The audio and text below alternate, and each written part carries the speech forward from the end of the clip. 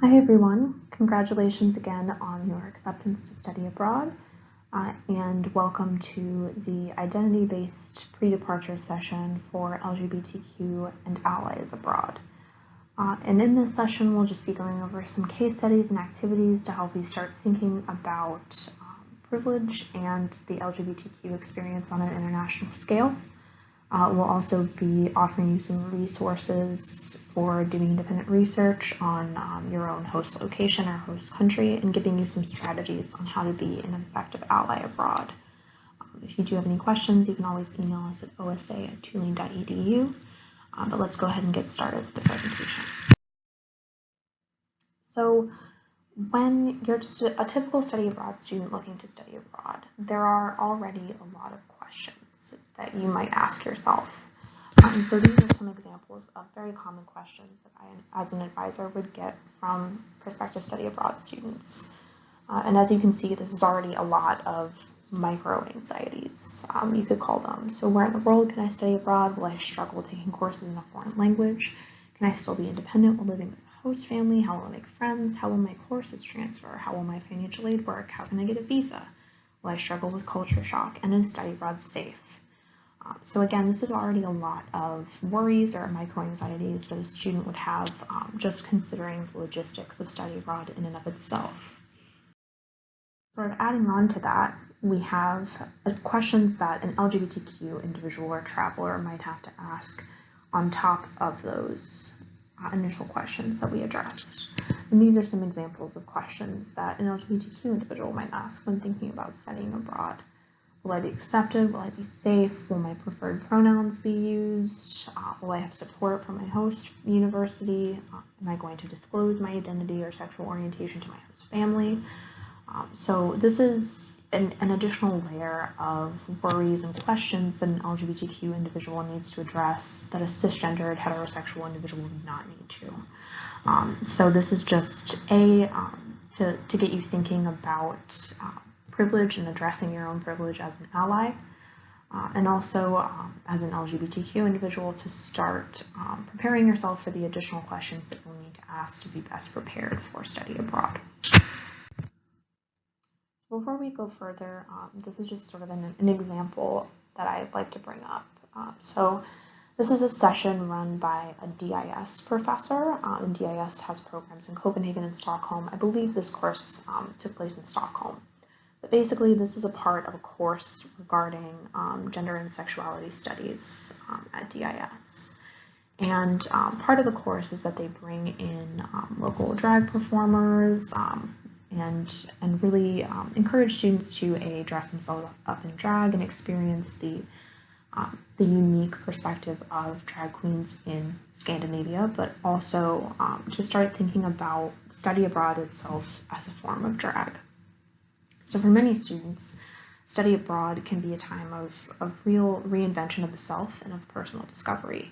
So think about, for example, if you came to Tulane for the first time, when you did that, you were maybe for the first time really separate from your family, from your identity back home, and it gave you a very unique sort of blank slate opportunity to create and affect the elements of your identity that you wanted in a new environment where you weren't known. So you don't have all these things that you already had attached to your identity in your home space. You now have this very real new opportunity to take on new ways of being and acting within a space. So just really thinking about that. What is your study abroad drag? What personality traits or ways of being or acting within a space or other unique attributes might you adopt throughout your study abroad experience in that host country or culture that you would not normally at home? When we're thinking about the LGBTQ experience abroad, here are a couple things that we'll be addressing. What is it like adjusting to life in your host country, living with a host family, learning to operate in a new language, and then finally putting your home identity into context? So one of the ways we'll go ahead and start looking at this is an activity. So obviously, if you're listening to this presentation alone, you can't break into groups, but what you can do is just look through the following scenarios and examine how you think you would respond You can either approach this question, or these questions rather, from the perspective of the individual in question or from the perspective of an ally, and base your response on your study abroad region specifically, if at all possible. So for example, how would you react to the situation if you were on site in your host country as an ally or as that individual and it occurred to you? How might you assist a fellow student experiencing that situation? So on the next slide, we'll give you those regional dilemmas. So you can go ahead and pause the video here and read through these and really work through your responses to each individual case study. Again, either from the perspective of an ally or from the student themselves.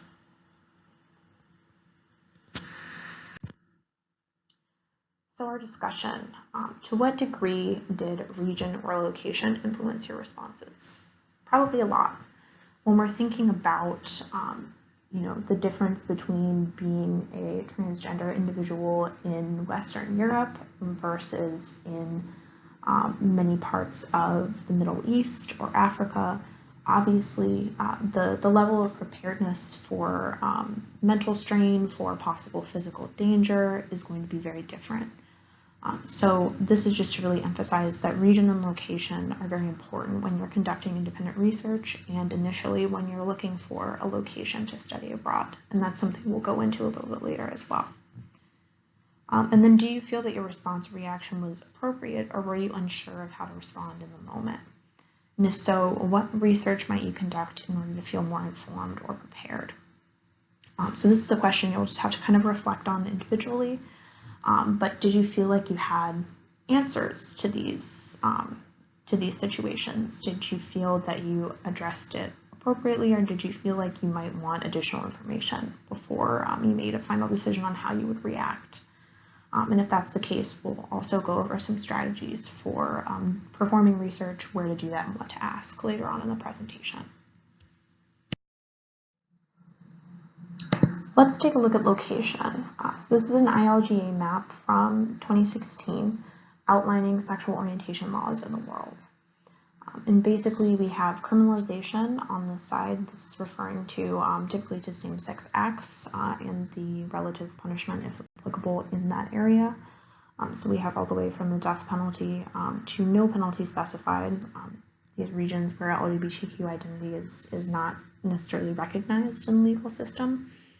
And then we have recognition on this side, along with some icons here indicating things like joint adoption and second parent adoption.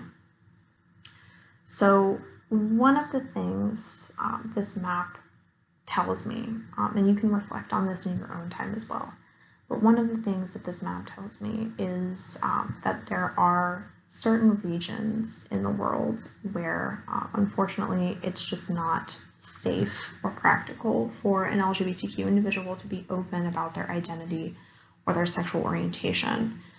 As much as we would like our students to go abroad and be advocates for LGBTQ rights and to affect change on a global scale, unfortunately in these areas, there are certain countries that just aren't ready to confront that reality, and the culture in place makes it very dangerous for the student to be visible in that way. So unfortunately, students that are studying abroad in these locations do need to be ready to be exclusively in about their sexuality for their own protection, both from locals and also from the legal system in place. That doesn't mean that students can't study abroad in these areas. It does just mean that you need to have very real strategies in place for dealing with the mental strain or fallout of having to code switch that much to that degree pretty much every day while you're in the host country. You also need to have strategies for mitigating and managing conflict situations that might arise. And if at all possible, to be very transparent with your host university or program provider about any concerns you might have, or if you want to stay with a host family, about perhaps finding you a host family that has housed an LGBTQ student before and is more known to be open. So that's one thing that this map tells me. Another thing that this map tells me is that this is all very arbitrary. So, you look at the US and it's in green. We look great on paper. But then you think about, the difference between being an openly gay individual in a city like New Orleans versus a city like, say, Shreveport. Even within the same state in the United States, there's going to be some degree of difference in perception and attitudes. So just think about how that applies to international locations as well. Or think about how in flux a lot of this can be. So, again, the US is in green, but does the current political climate, does the current leadership necessarily reflect that in their attitudes? Not really. So just keeping in mind, again, as an ally, that this is all very changeable, unfortunately. And we can kind of go on to show that by switching to the current ILGA map for 2019. And you can see some things have changed. The United States is a little lower down on the totem pole at this point. And again, a lot of this has to do with political changes that can happen very quickly when you think about loss of rights or loss of status within a community, either at home or abroad. So again, just thinking about that from the perspective of both an LGBTQ individual, but also from an ally, and recognizing your own privilege. So now we're going to get into strategies for conducting research. And before we go into giving you some resources on where to conduct that research, we'll just go over very quickly some do's and don'ts. So do research attitudes in your host country before departure. Again, location is very important. Know what resources are available to you and who to contact in the event of an emergency. And this would go along with being open with your host university or program provider. And think about the best way to respond in moments of crisis, particularly if you are an LGBTQ individual that has chosen to study in one of these less accepting or less legally protecting locations. Don't assume that attitudes towards gender identity and sexual orientation in the US are universal. Even if you're going to someplace like Western Europe that you think is going to be very accepting, still do that research to know what nuances of culture could be in place that you're not aware of. Don't let your concerns go unspoken. If you're feeling unsafe, if you're feeling like there's a mental toll that's being taken on you while you're abroad because of your identity or in relation to your identity, don't live with that yourself. You have resources both here at Tulane and through your host university or program provider that you can reach out to. And don't let a cultural misunderstanding put you in a dangerous situation. So this goes back to doing your research beforehand and also to thinking about ways to respond in moments of crisis. So where to do your research? The State Department has a pretty comprehensive LGBTQ travel guide, and I would recommend looking at this, particularly if you're doing weekend travel or anything like that, because they do have a list of issues that you might encounter just in transit, even if you're, let's say, having a layover in a certain country. So this is really helpful. ILGA.org, they made the maps that we referenced earlier, but they also have a lot of great resources for LGBTQ travelers. CET has a diversity inclusion page that's very effective and has some really great resources for students. Diversity Abroad is an organization that we at Tulane partner with. So if you do want access to Diversity Abroad resources, just feel free to reach out to myself or anybody else in the office. Again, our email is osa@tulane.edu. And we can give you access to these resources. They're totally free for students to use. Your host university or program provider again, and then our return students, either our study abroad returnee contacts or our peer advisors. What to look for. Laws surrounding gender identity and sexual orientation, obviously, but also cultural norms that go beyond that.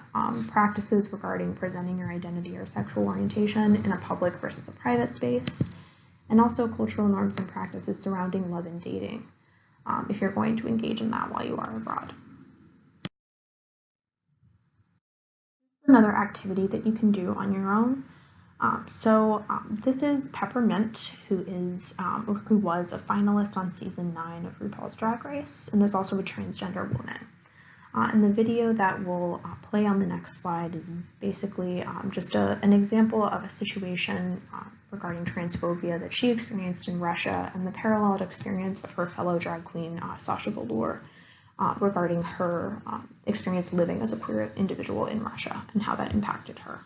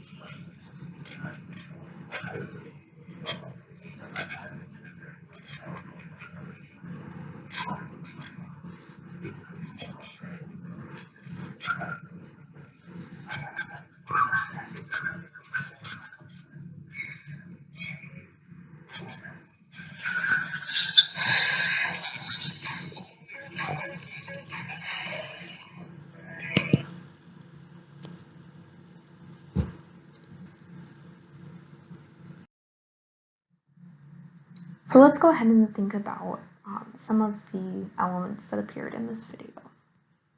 What do you think were some of the root causes of this cultural clash or misunderstanding?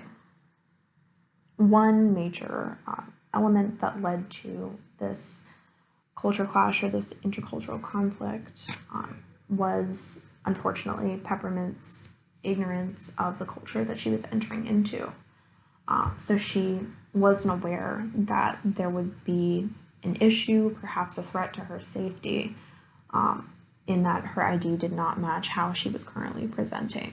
So this is an example of where doing prior research would have been really helpful in protecting herself from the environment that she was entering. The language barrier is another huge one. Obviously, if the woman didn't speak any English, Peppermint doesn't speak any Russian, that's going to cause a barrier of communication and of understanding between the two that you wouldn't necessarily have to navigate in your home country. And then what might Peppermint have done to mitigate this situation or to protect herself in this unfamiliar environment? So one way obviously would have been to do the research beforehand. Another option, although this presents a lot of logistical challenges and is not often possible for LGBTQ individuals, but if possible, to change her ID to match her preferred method of presenting so that there wouldn't have been the conflict between the ID not matching the presentation. Again, this is very difficult and is not necessarily a solution. It might lead to further conflict or to further just bureaucratic hurdles that Peppermint might have to navigate in order to have that happen, but a potential solution. Another solution, just a little bit simpler, might be if Peppermint did not want to, during the time that she was making that transfer in the Moscow airport, to have to change her way of presenting to match her ID, if she didn't want to go through the, again, as she puts it, it's humiliating, it is a huge imposition for an individual that identifies as transgender. If she didn't want to go through that, then perhaps finding a flight that doesn't go through that particular airport in that particular country, if it's just a transfer within the country itself and not a visit that she's taking to Russia, just a layover that she's having, maybe trying to find a flight that doesn't go through that country, that maybe goes through a country with less restrictive laws in that regard. And then what are some key takeaways from Sasha's experience living as a queer individual in Russia? So a lot of this, what I take away from this video, is again this idea of code switching. So having to really be cognizant of how you're moving your body, how you're dressing, how you're speaking, really just how you're presenting yourself in every aspect in day-to-day life. And as an ally, really recognizing that that would be physically and mentally exhausting to have to do that, every day while you're abroad or while you're living in a foreign country. So let's take a moment to talk about global queer identities. This picture is of hijras, and hijras are officially recognized as a third gender in many South Asian countries, including India. They have a lot of ceremonial importance in regards to events like birth ceremonies or weddings, and again have many legal protections in certain South Asian countries. However, hijras are very often relegated to living on the fringes of society in certain senses. Very often they are forced into the sex trade, are subject to genital mutilation, and live in their own sort of insular communities that have their own internal hierarchical structure. So this is an example of a really unique and individual queer identity in a global context that you could potentially learn about during your semester or year abroad. So not only thinking about your own identity, but thinking about how you can use your time abroad to learn about your host culture and different iterations or microcosms of LGBTQ community and identity that exist within that culture. And then how might your experience abroad with these new identities impact your perception of LGBTQ culture in the United States? How to be an effective ally. So this is adapted from Dr. Red Tremel's Trans 101 workshop, which is a really great session that I would recommend going to. But basically, these are some tenets of being an effective ally. So awareness, being aware of norms or bias that give certain people advantage or visibility while marginalizing others. Knowledge or education, understanding vocabulary, concepts, laws and practices, using preferred pronouns. Skills, acquiring skills by attending workshops or conferences like this one, consulting with people in advisory capacities, and role-playing with friends or peers. And action, showing camaraderie and solidarity on a regular basis. These are some resources available to you. Feel free to click through any of these.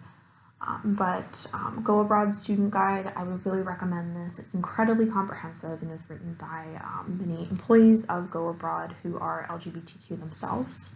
State Department's Travel Guide and ILGA we already talked about. The Advocate and NASA Rainbow SIG are LGBTQ publications. Scholarships for LGBT students, this is a really great resource. CET's Diversity Inclusion and Diversity Abroad. And Building Community Abroad, how are you going to build a supportive community while you're in your host country, similar to one that you might have in the United States. IES Abroad has a Finding Community blog where previous LGBT students write how they built community in their own host countries. That's a great resource. Global Gaze and the Global Pride Calendar are great ways to find information about historically gay neighborhoods, important sites like cafes or clubs that might be important historically or culturally in that location for the LGBTQ community, and the Global Pride Calendar in case you want to participate in Pride events while you are abroad. Thank you guys so much for listening to this presentation. We do have a web page where we also house additional resources for LGBTQ students, so if you want to check that out, go ahead. We also have resources online for our other identity-based workshops listed below, so if you do want to check those out, feel free. If you have any questions, just please give us a call at 504-865-5339 or reach out to us at osa@tulane.edu. Thanks again for watching.